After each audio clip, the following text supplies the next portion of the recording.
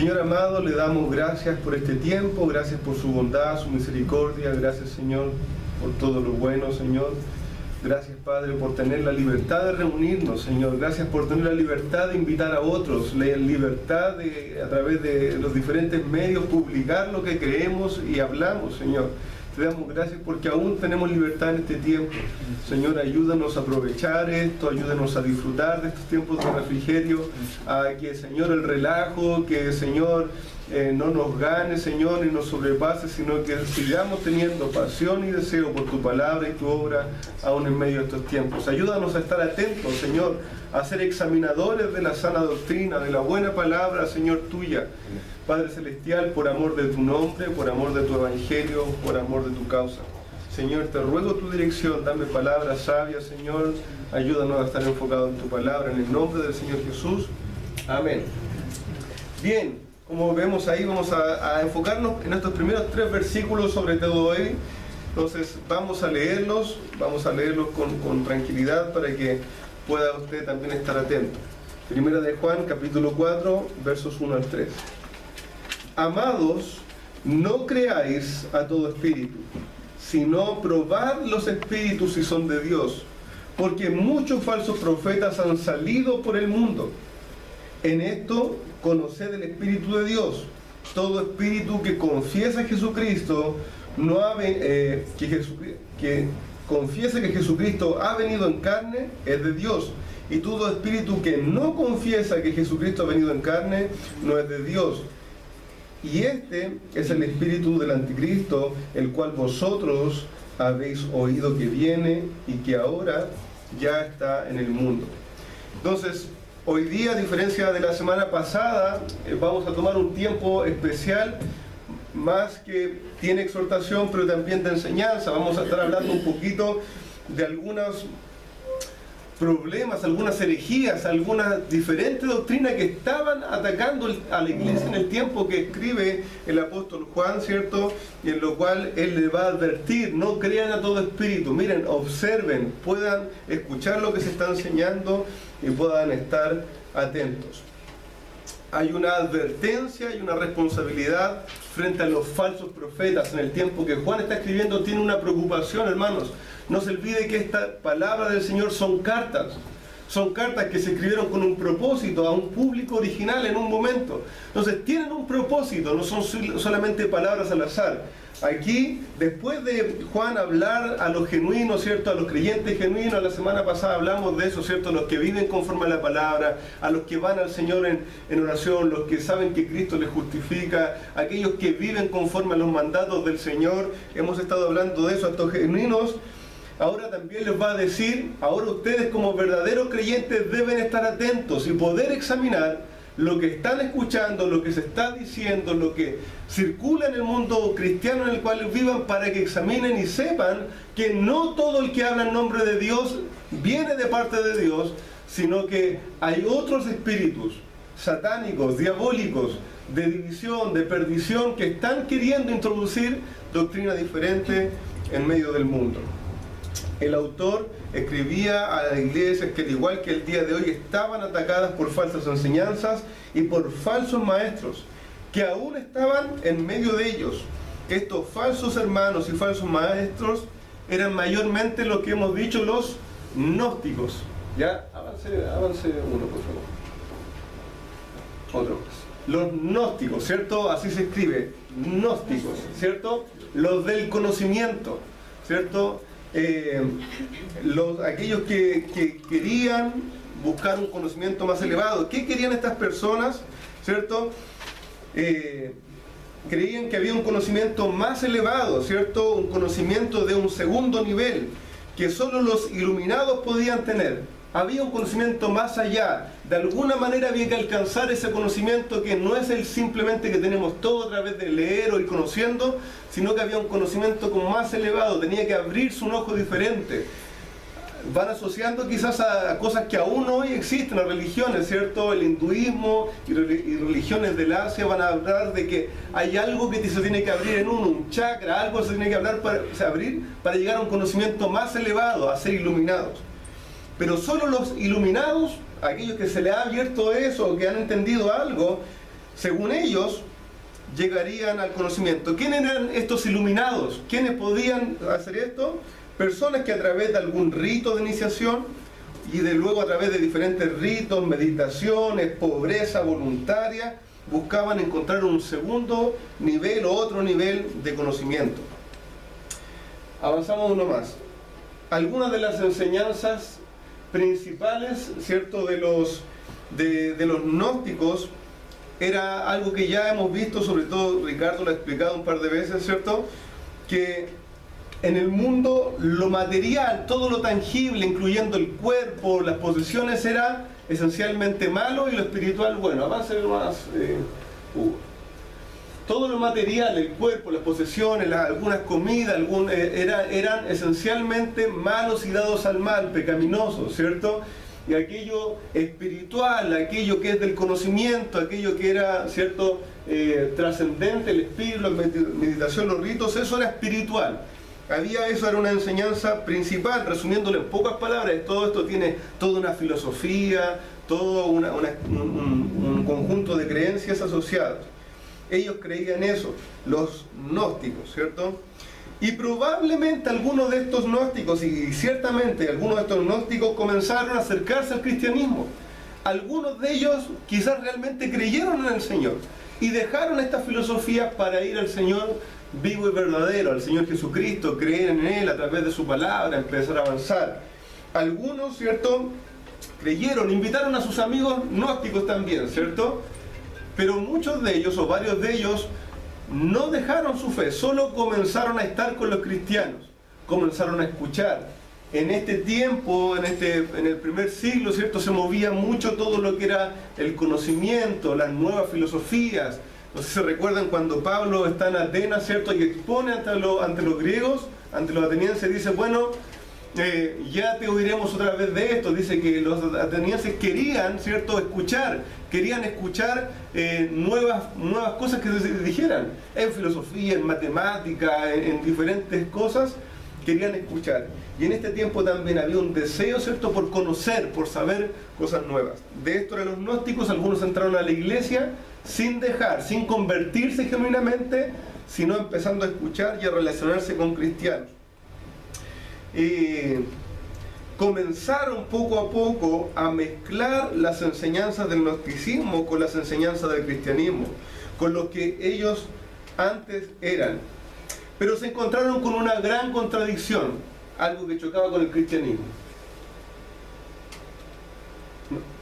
Retroceda, por favor. Sí, avancemos, estaba bien, disculpe, hermano. Ahí el mouse me falló. Se encontraron con un choque, ¿cierto?, en la enseñanza del cristianismo, con Jesucristo, el Dios hecho hombre, el Dios hecho carne. Para el gnosticismo había una contradicción allí. ¿Por qué? Porque Jesús era Dios hecho carne por nosotros, tomando un cuerpo, una naturaleza humana, de nacimiento, muerte humano, ¿cierto? Dios, eternamente santo. ¿Cómo podían mezclarse esas dos cosas? ¿Cómo podían unirse esas dos cosas y Dios seguir siendo santo?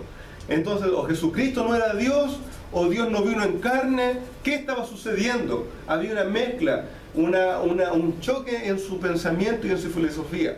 Y como muchos de ellos no realmente eran genuinamente cristianos, ¿qué hicieron? En vez de enfocarse en la sana enseñanza, comenzaron a mezclar y a proponer diferentes cosas distintas a la palabra de Dios para poder continuar con sus filosofías, pero mezclando, ¿cierto? Haciendo lo que se llama un sincretismo, que es mezclar creencias.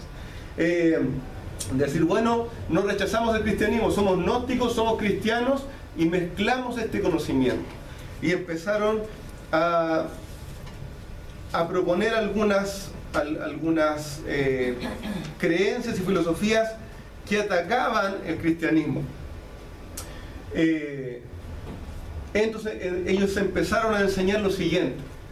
Vamos poco a poco para que lo podamos comprender.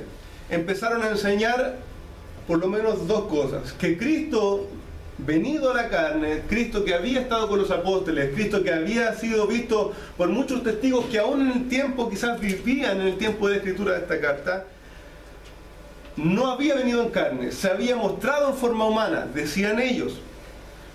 sino había tomado una apariencia humana, decían los gnósticos, ¿cierto? ¿Por qué? Porque la deidad, que es santa, que es pura, sin pecado, no se puede hacer carne, pensaban ellos. Entonces lo que vieron los apóstoles fueron una aparición de Cristo, una figura humana, pero no era hombre realmente.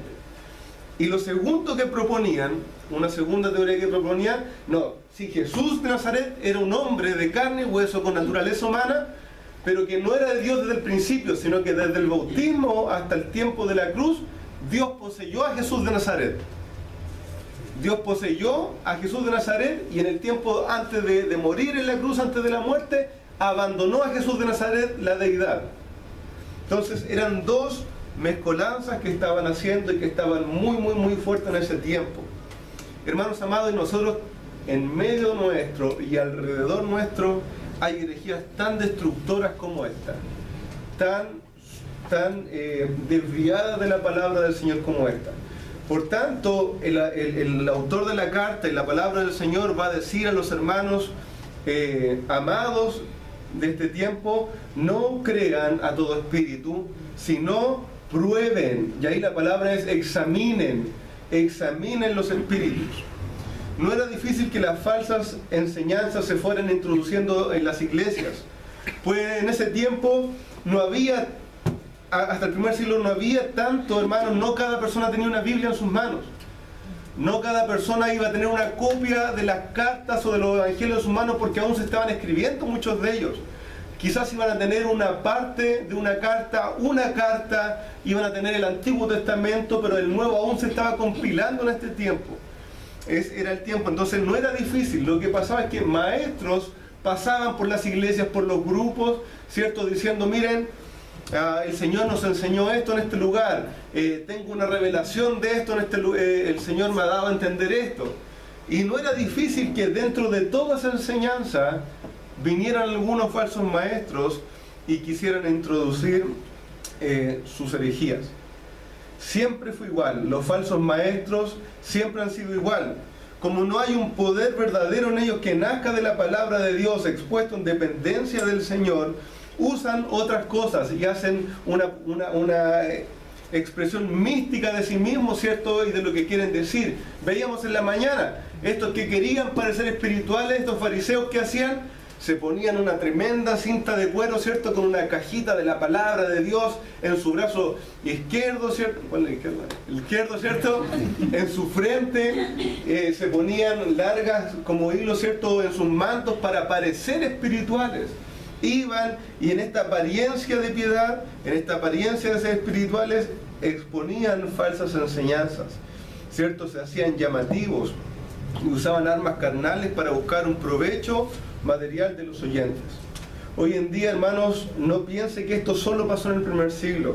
Hoy en día tenemos los mismos peligros, los mismos problemas.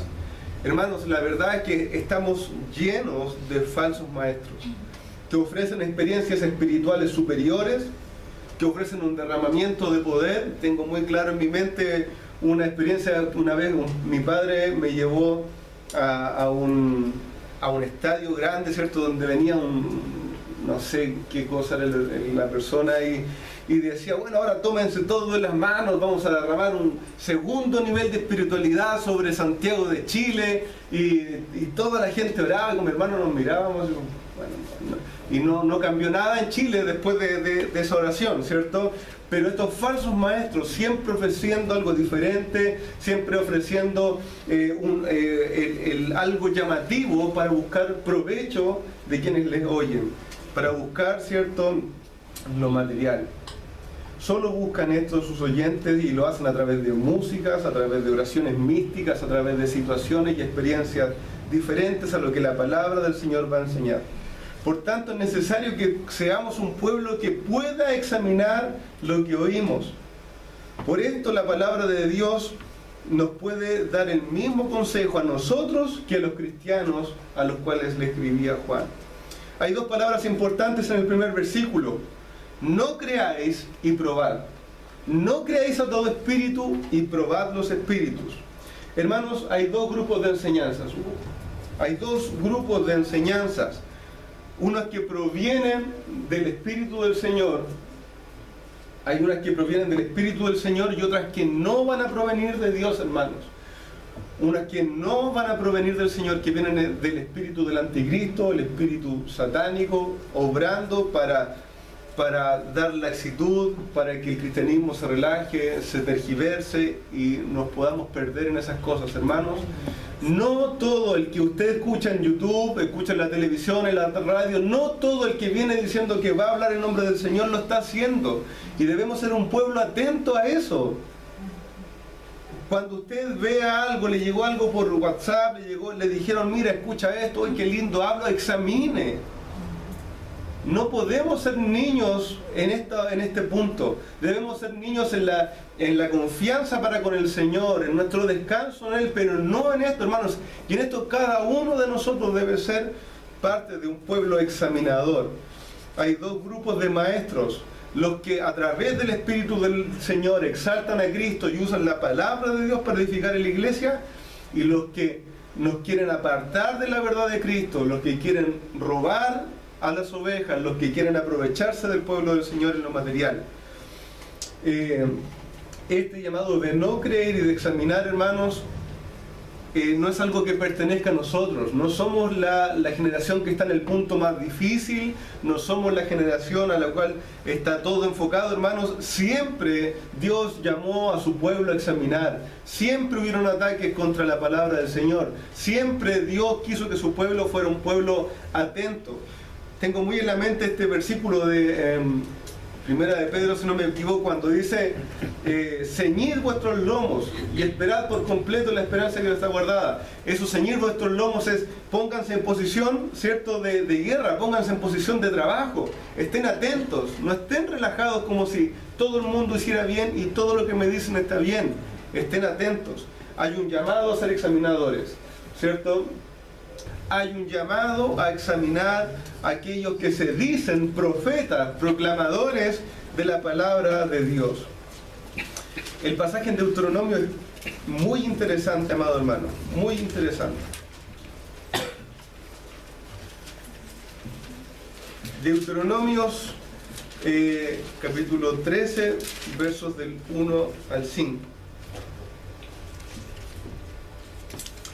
Va a decir: cuando se levante en medio de ti profeta o soñador de sueños, mire, esto no es nuevo, hermanos, no, siempre fue igual, o soñador de sueños, y te anunciare señal o prodigio, si se cumpliere la señal o prodigio que él te anunció diciendo, vamos en pos de dioses ajenos que no conociste y sirvámosles, no darás oído a las palabras de tal profeta, ni al tal soñador de sueños, porque Jehová vuestro Dios os está probando para saber si amáis a Jehová de vuestro corazón y con toda vuestra alma.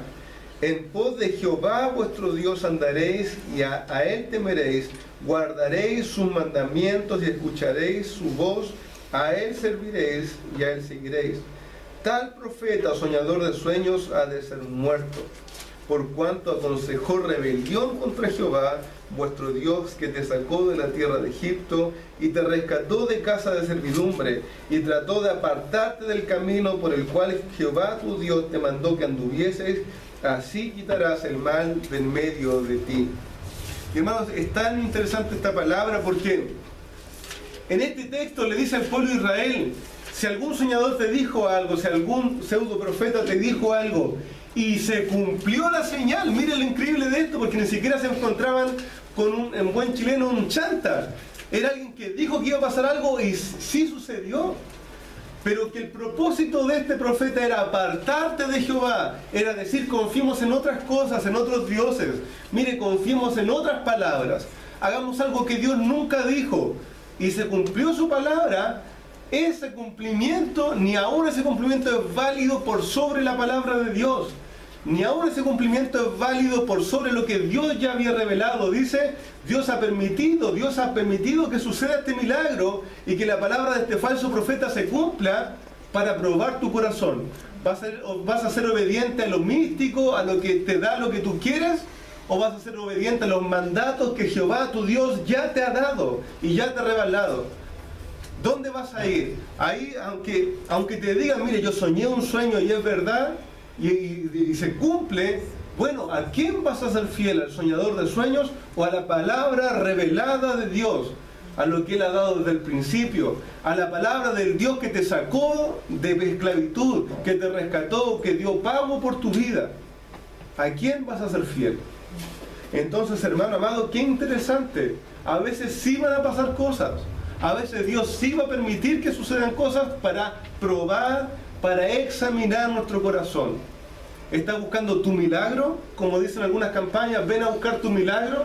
¿Estás buscando tu milagro? ¿Estás buscando tu sanidad? ¿O estás buscando ser fiel al Dios de la palabra? Hermano amado, siempre Dios llamó a su pueblo a examinar. Dios llamó a su pueblo a no ser ignorante, no dejar que se metiera un dedo en la boca como si no tuviéramos ningún conocimiento. Por favor, vamos a Jeremías 29. Otra palabra en el Antiguo Testamento, llamando ya desde antes al pueblo de Israel a estar atentos. 29, 8 y 9. Dice: porque así ha dicho Jehová de los ejércitos, Dios de Israel: no os engañen vuestros profetas que están entre vosotros, ni vuestros adivinos, ni atendáis a los sueños que soñáis, porque falsamente os profetizan ellos en mi nombre. No los envié, ha dicho Jehová. Hermanos, y aquí también se da un contexto tan especial porque el pueblo de Israel aquí estaba a punto de ser llevado cautivo a Babilonia. Estaba a punto de entrar en 70 años de cautiverio, donde tenían que perder todo lo que tenían, irse a otro lugar bajo un gobierno que de una manera tirana los estaba llevando y servirles allá. Y Dios había dicho por medio de buenos profetas: váyanse con los babilonios, sujétense, entréguense a ellos y vayan a Babilonia y construyan sus casas allí y estén allí, porque allí yo los voy a cuidar. En medio de la prueba y en medio de la cautividad, yo los voy a cuidar. Váyanse con ellos. ¿Qué decían los falsos profetas? Dice, y es interesante leer en Jeremías, que relataban: no, Jehová tu Dios te dará victoria porque Él te ha puesto en este lugar y no te van a mover y nadie te podrá hacer frente. Las mismas palabras que antes se les dijo al pueblo para algunas situaciones, ellos mismos decían lo mismo allí, ¿cierto? No va a venir prueba, este pueblo no te vencerá. Y estos falsos profetas, que lo único que querían era agradar al oído del que no quería obedecer a Dios, lo único que querían decir algo que le gustara a la gente, que le agradara a su oído, decían: no, si te va a ir bien, no, si Dios no te va a probar, no te va a hacer perder todo lo que tienes. Mentira delante del Señor. Mentira. Porque no buscaban honrar al Señor, no buscaban agradarlo a Él, solo buscaban agradar a las personas, su oído, darle tranquilidad. No, si no va a venir nada difícil. Hermanos, y aquí el profeta dice, y el Señor dice por medio del profeta: no creáis a estos soñadores de sueños, no creáis a estos profetas, ¿cierto? A estos proclamadores de mentira. No lo crean, estén atentos. Dios ya había dado su palabra. Avanzando a las palabras del Señor Jesús, Mateo capítulo 7, el Señor nos advierte que iban a haber falsos maestros, que iban a haber personas engañadoras y predicadoras de mentira. Mateo 7, verso 15 va a decir: guardaos de los falsos profetas que vienen a vosotros vestidos de ovejas, pero por dentro son lobos rapaces. Por sus frutos los conoceréis. ¿Acaso se recogen uvas de los espinos o higos de los abrojos? Y entonces va a decir el Señor: van a haber falsos maestros, van a proclamar una cosa, pero vean sus vidas, vean lo que están diciendo, vean cómo están viviendo. También lo veíamos en la mañana, si es conforme lo que dicen con lo que practican. Segunda de Pedro capítulo 2, verso 1.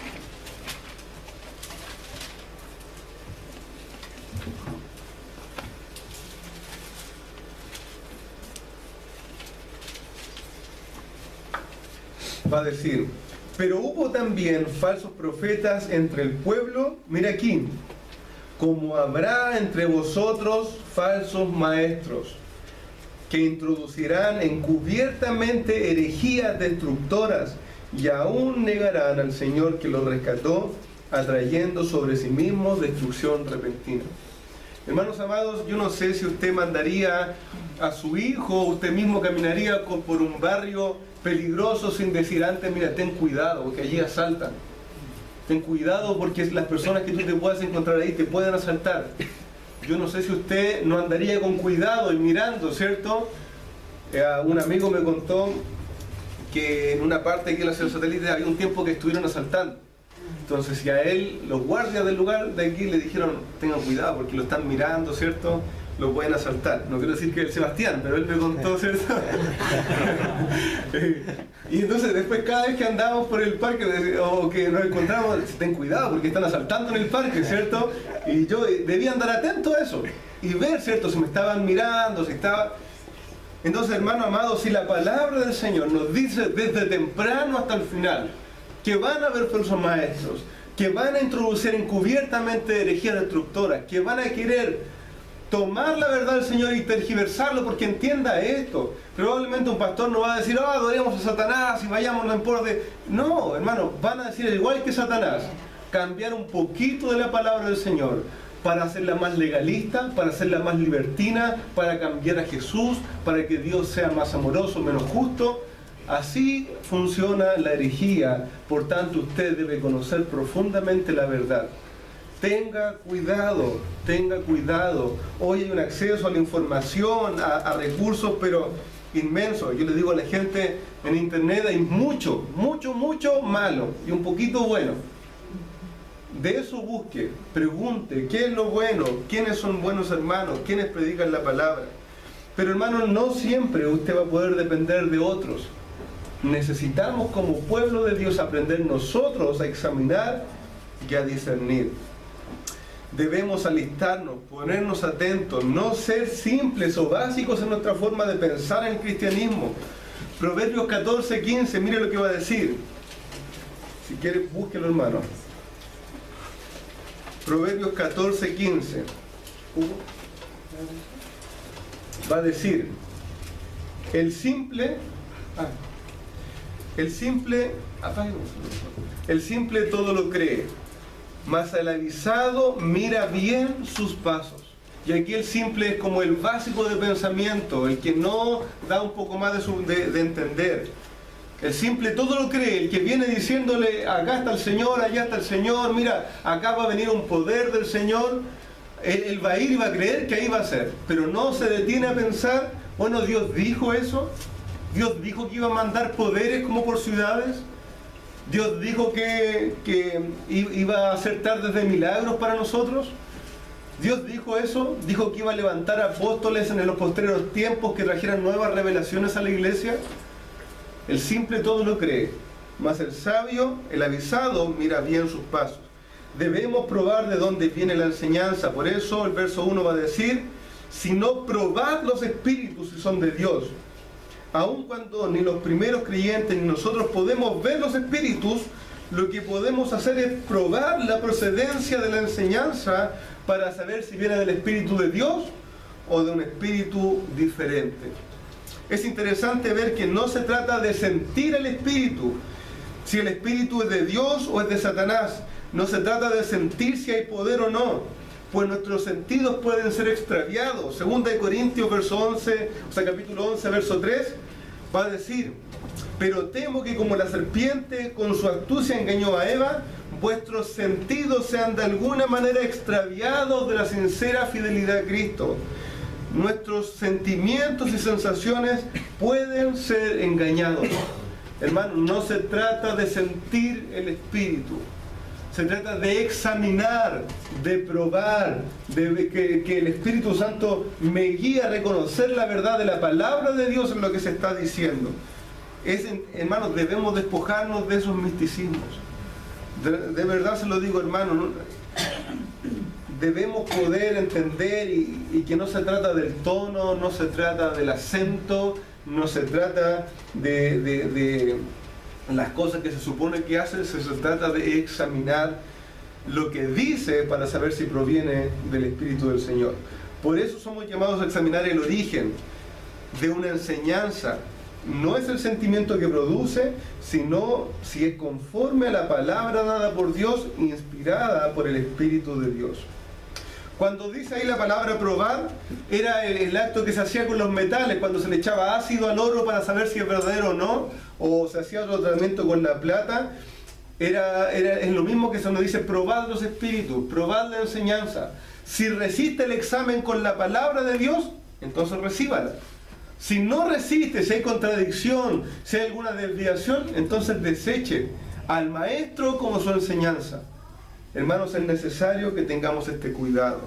Debemos estar atentos. No solo tenemos un llamado santo de vigilar la buena y sana enseñanza, sino también, no solo por lo que es la enseñanza, hermanos, sino también porque hay un contexto difícil.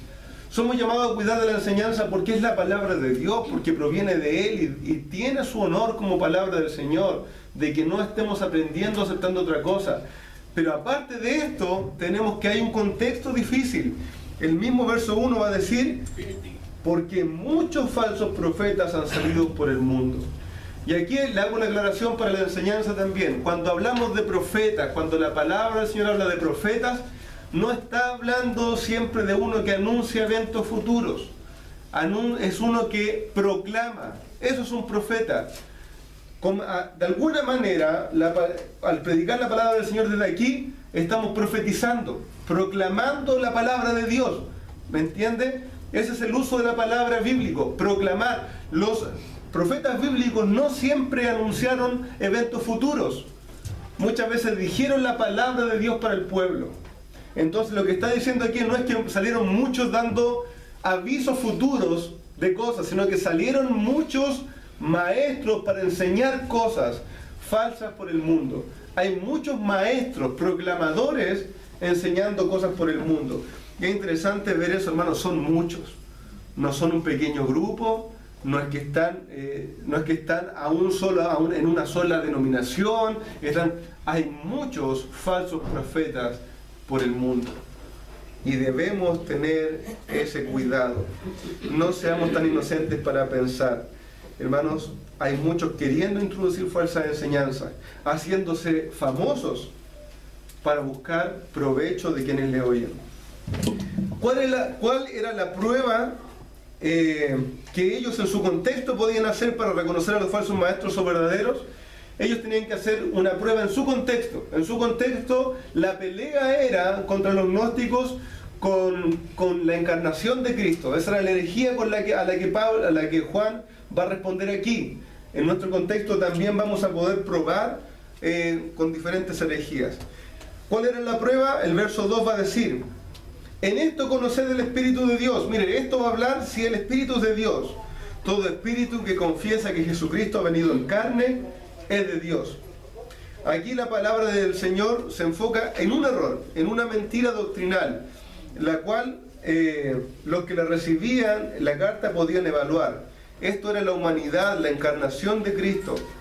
Esta no es la única herejía contra la cual podemos cuidarnos, pero era lo que estaba esparciéndose en aquellos tiempos, en aquel momento.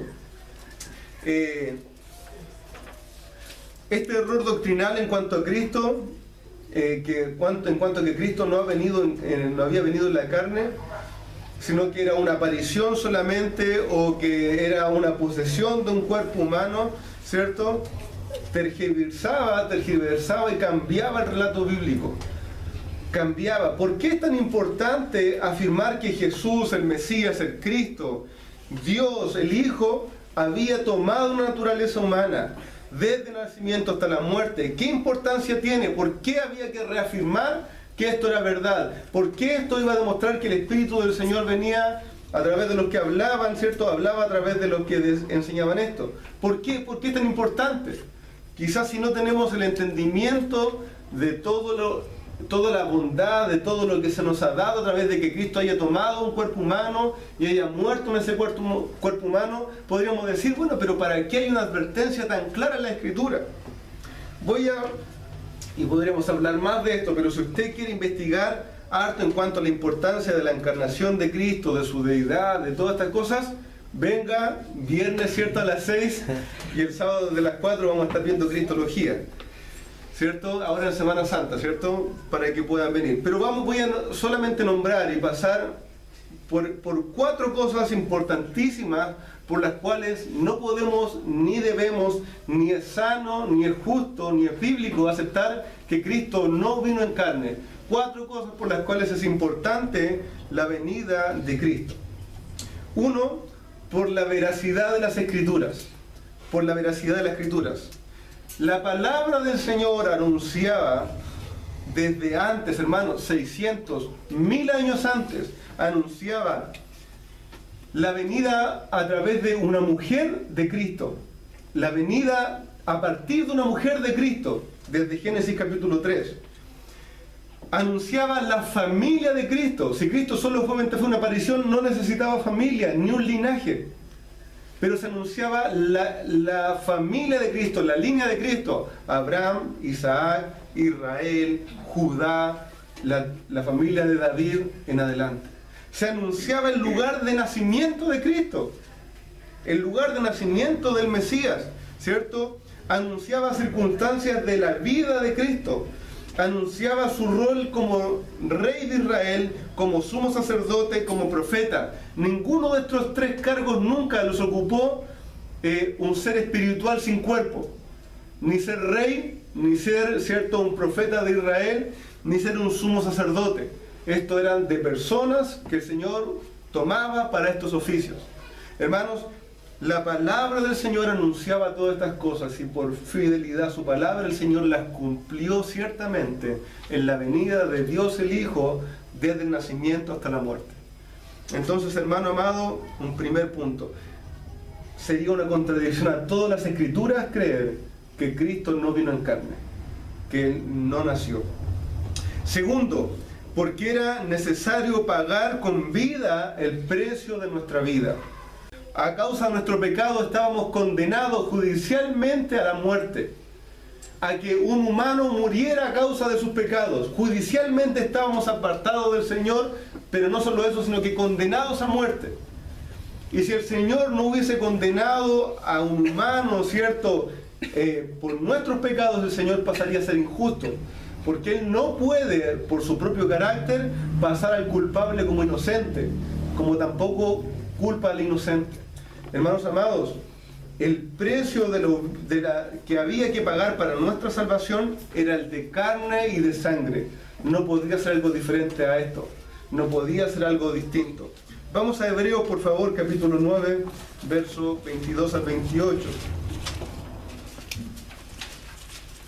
Hebreos capítulo 9, por favor.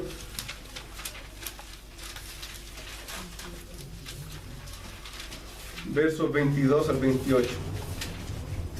Este es un pasaje un poquito largo, pero necesitamos poder leerlo para también comprender el valor que tiene que Cristo haya venido en carne, y en carne haya muerto por nosotros. Verso 22. Y casi todo se purifica, es purificado según la ley, con sangre, y sin derramamiento de sangre no se hace remisión. Fue pues necesario que las figuras de las cosas celestiales fuesen purificadas así, pero las cosas celestiales mismas con mejores sacrificios que estos, porque no entró Cristo en el santuario hecho de mano, figura del venidero, sino en el cielo mismo, para presentarse ahora por nosotros ante Dios, y no para ofrecerse muchas veces como entra el sumo sacerdote en el lugar santísimo cada año con sangre ajena. De otra manera, le hubiera sido necesario padecer muchas veces desde el principio del mundo, pero ahora en la consumación de los siglos se presentó una vez para siempre por el sacrificio de sí mismo para quitar de en medio el pecado, y de la manera que está establecido para los hombres que mueran una sola vez y después de esto el juicio. Así también Cristo se ofreció una sola vez para llevar los pecados de muchos y aparecerá por segunda vez sin relación con el pecado para salvar a los que le esperan. Vemos que aquí el Señor, en su figura de sumo sacerdote, dice que no entró en los lugares terrenales, no fue al templo de Jerusalén con un sacrificio con sangre ajena, sino que se ofreció a sí mismo, hizo un sacrificio de su propia vida, de su propia carne, de su propia sangre, y con ese sacrificio dice que lo presentó ya no al mundo, sino ante el Padre, para darnos entrada al cielo. Sin sangre, sin derramamiento de una vida, no había remisión, no se quitaba el pecado. ¿Por qué no podía ser un hombre cualquiera al cual Dios poseyó para hacer su obra? Porque todo hombre es culpable de su propio pecado y hubiese muerto por su propio pecado. Por tanto, debía ser el Dios hombre quien entregara su vida completa por nuestros pecados para salvarnos. Hermanos amados, había una deuda judicial, no tan solo moral, no solo hablamos de nuestra culpabilidad como cometer errores o no ser perfectos, es aún más pesado, es una culpa legal, por lo que había un acto judicial que realizar. Un hombre debía recibir la paga de todos los hombres. Hermanos, un segundo punto, ¿cierto? Entonces, para mantener la fidelidad de las Escrituras, Cristo se hizo carne de nacimiento a muerte, porque era necesario pagar con vida el precio del pecado de los humanos. Un tercer punto, porque era Cristo en su carne y no era otro, era porque, también lo dijimos, ¿cierto? Porque cada hombre es culpable de sus propios pecados y muere a causa de sus propios pecados, ¿cierto? Y un cuarto punto por el cual es importante que Cristo vino y tuvo su naturaleza humana, es este: si Cristo no tuvo un cuerpo humano, si el Dios no se hizo hombre y no vivió nuestra naturaleza, entonces Él no puede compadecerse de nosotros y abogar entre nosotros y el Padre.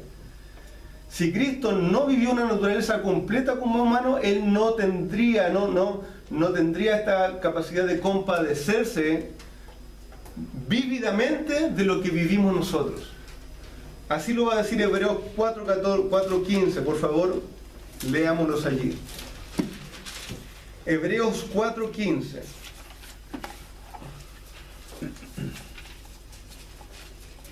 Va a decir: porque no tenemos un sumo sacerdote que no pueda compadecerse de nuestras debilidades, sino uno que fue tentado en todo, que fue tentado en todo según nuestra semejanza, pero sin pecado. Cristo puede vívidamente compadecerse de nosotros porque vivió una naturaleza humana, porque nació, porque los evangelios nos dicen que tuvo hambre, que tuvo sueño, que se durmió, que se airó, que lloró, que tuvo sed, que sintió dolor. Hermanos, 4 cosas para mantener la fidelidad de la Escritura: por el precio humano que había que pagar, porque otro no podía morir en nuestro lugar, y porque Cristo puede compadecerse de nosotros. Hermanos, son solo 4 cosas de las tantas que podríamos ver por qué Cristo y por qué la palabra del Señor afirma a ciencia cierta que Cristo tuvo un cuerpo humano, vino, vivió y murió por nosotros. Es por todo esto que fue necesario que Cristo viniera en verdad a la carne para sufrir por nosotros y morir en nuestro lugar. El Espíritu de Dios siempre va a hablar conforme a la misma palabra de Dios. Así que el Espíritu que confesaba que Cristo había venido en la carne era del Señor. Mas los que no confesaban o negaban que Jesús el Cristo, la deidad, había venido en carne, muerte y resurrección, estos estaban predicando, pero no en el Espíritu del Señor.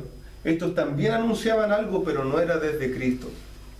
Hermanos, negar al Jesús bíblico con todas sus características, negar al Jesús que vino, que se hizo carne, que era Dios mismo hecho carne por nosotros, que cumplió con todas las profecías, aquel que se sacrificó, que fue resucitado, hermanos, es ir en contra de toda la palabra del Señor. Es no solamente no creer en Jesús, es no creer en el Padre, es irse en total contradicción con Dios. Negar a Cristo es también estar en enemistad con el Padre. Cuando alguien usted le diga: no, si yo creo en Dios, pero que Jesús vino y se hizo carne y vivió, eso no lo creo. Aquel que niega al Hijo del Señor en su encarnación, niega también y está separado del Padre. Miren lo que va a decir el verso 3. Y todo espíritu que no confiesa que Jesucristo ha venido en la carne, no es de Dios. Miren lo que dice también 1 de Juan, capítulo 2, versos 22 al 25. Esto es interesante, la misma carta de 1 de Juan, capítulo 2, versos 22 al 25. ¿Quién es el mentiroso sino el que niega que Jesús es el Cristo? Este es el anticristo, el que niega al Padre y al Hijo. Todo aquel que niega al Hijo tampoco tiene al Padre. El que confiesa al Hijo tiene también al Padre. Porque habéis oído desde el principio, lo que habéis oído desde el principio permanezca en vosotros. Si lo que habéis oído desde el principio permanece en vosotros, también vosotros permaneceréis en el Hijo y en el Padre, y esta es la promesa que Él nos hizo, la vida eterna. Hemos visto que aquel que niega al Hijo es porque tampoco tiene el Espíritu guiándole. Por tanto, el negar a Cristo como Dios hecho carne, al negar a Cristo hemos negado al Espíritu, hemos negado al Hijo y hemos negado al Padre. Hemos ido en contra de toda la revelación de Dios. No hay alguien que pueda congraciarse con el Padre negando al Hijo. No hay alguien que pueda menospreciar al Hijo teniendo el Espíritu Santo. Hermanos, estas son contradicciones. Nos van a reflejar a alguien que no ha conocido a Cristo, alguien que no es salvo, alguien que está predicando algo que no es verdad. Hermanos, no seamos amistosos ni condescendientes con estas herejías. No seamos, ¿cierto?, amistosos con alguien que nos viene a decir: yo creo en Cristo, pero creo que es un Dios más pequeño. Creo en Cristo, pero creo que fue un hombre, el primer comunista, ¿cierto? Siempre hay gente que dice eso. Creo que fue un buen maestro. Pero si negamos que Jesús es el Cristo, el Mesías, el Dios hecho carne, negamos también al Padre y negamos la obra del Espíritu Santo en nosotros. Hermanos amados, debemos estar atentos a estas cosas. Es imposible que un hermano genuino niegue las características bíblicas de Jesucristo, niegue su divinidad, su humanidad, su vida santa, niegue su muerte sustitutiva o su resurrección. Si en el corazón de alguien usted escucha estas declaraciones, o aún no es salvo, o es un falso, un mentiroso y un engañador, por muy piadoso y simpático que parezca. Hermanos, debemos estar atentos. Estos últimos tiempos, como la palabra del Señor lo llama, desde la manifestación de Cristo hasta que Él venga nuevamente, estos últimos tiempos son tiempos peligrosos. Y debemos poder reconocer la palabra del Señor. ¿Cómo? ¿Cómo hago esto? ¿Cómo estoy preparado? ¿Cómo voy a saber reconocer las palabras que son de Dios y las que no? Acostúmbrese a oír las palabras del Espíritu Santo. Suena místico, ¿no? Acostúmbrese a oír las palabras del Espíritu Santo. ¿Sabes cuáles son las palabras del Espíritu Santo? Exhaladas por el Espíritu de Dios, guiadas y cuidadas por el Espíritu de Dios, la Biblia que tiene entre sus manos. Si usted está acostumbrado a oír a Dios a través de su palabra, va a reconocer y va a saber que el origen de las palabras que alguien está diciendo no es del Señor. Hermanos, esté atento. No crea cualquier espíritu. No le diga amén a cualquiera que le envía un video o que le envía una invitación de algo. No estamos en tiempos para ser inocentones. Estamos en tiempos para ceñir nuestros lomos y para estar atentos a lo que se nos dice. Por eso tenemos cuidado, hermano, también como iglesia de lo que se predica. Tenemos cuidado de lo que se dice. Vamos a tener cuidado siempre de quien predica, hermanos amados. Entonces, esté siendo cuidadoso, esté orando por los que predican, esté creciendo en la palabra del Señor, esté orando, esté juntándose con la congregación, esté haciendo preguntas, esté aprendiendo, esté siendo discipulado a través de la palabra del Señor para poder ser un buen examinador de las palabras. El Señor nos bendiga, nos acompañe, nos guíe en todo lo que vamos a hacer. Vamos a orar y tomamos unos minutos después. Señor amado, gracias por este tiempo con tu palabra, gracias Señor por la claridad de ella, gracias Señor porque aún en medio de nuestras debilidades y defectos, Señor, tú nos guías, nos direccionas, Señor. Ayúdanos, Señor, a no tener temor de estas cosas, sino que tener valentía, Señor, coraje, para poder examinar, sabiendo que nos has dado tu palabra y tu Espíritu para enseñarnos, Señor, a reconocer la verdad y a reconocer el error. Ayúdanos, Padre amado, dirígenos. Yo te ruego, Señor, levanta de en medio de nosotros, Señor, algunos buenos maestros también que cuiden de tu palabra. No solo maestros, sino que examinadores, hombres con buenos oídos, atentos a tu voz, leales, Señor, a tu palabra y a tu revelación, más que agradar a cualquier hombre. Señor, te lo rogamos y te lo pedimos en el nombre del Señor Jesús. Amén. Amén.